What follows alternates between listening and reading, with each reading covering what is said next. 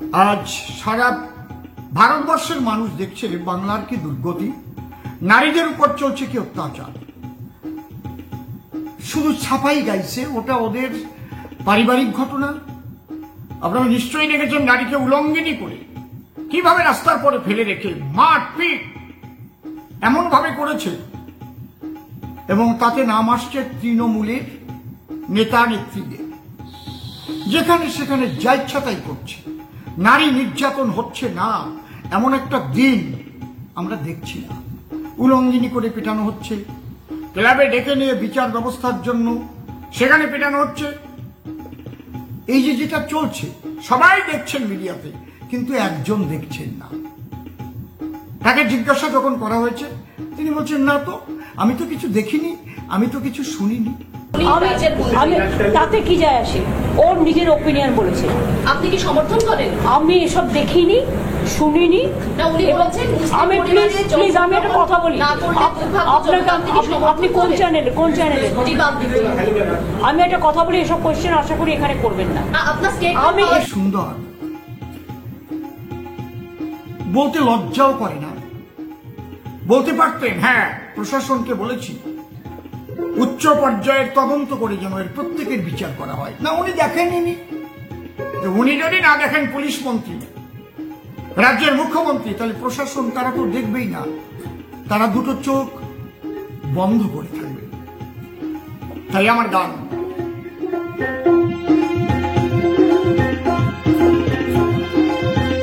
নারীর প্রতি অত্যাচার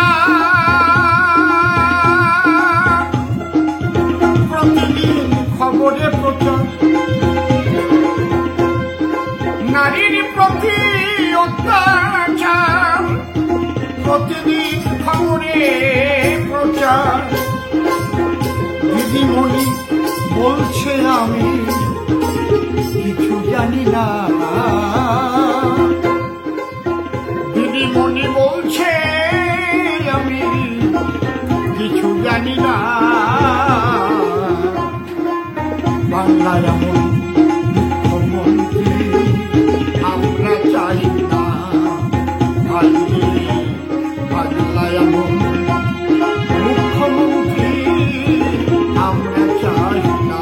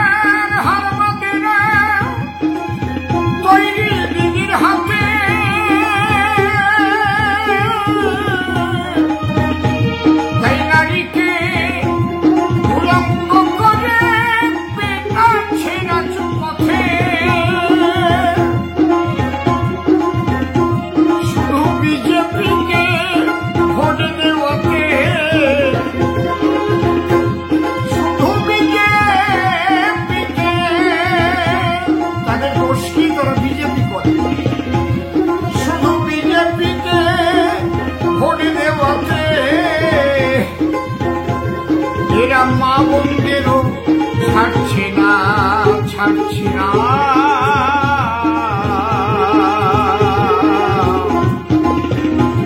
বাংলায় এমন মুখ্যমন্ত্রী আমরা চাই না। ভাইরে দিদিমণি বলছে আমি কিছুই জানি না।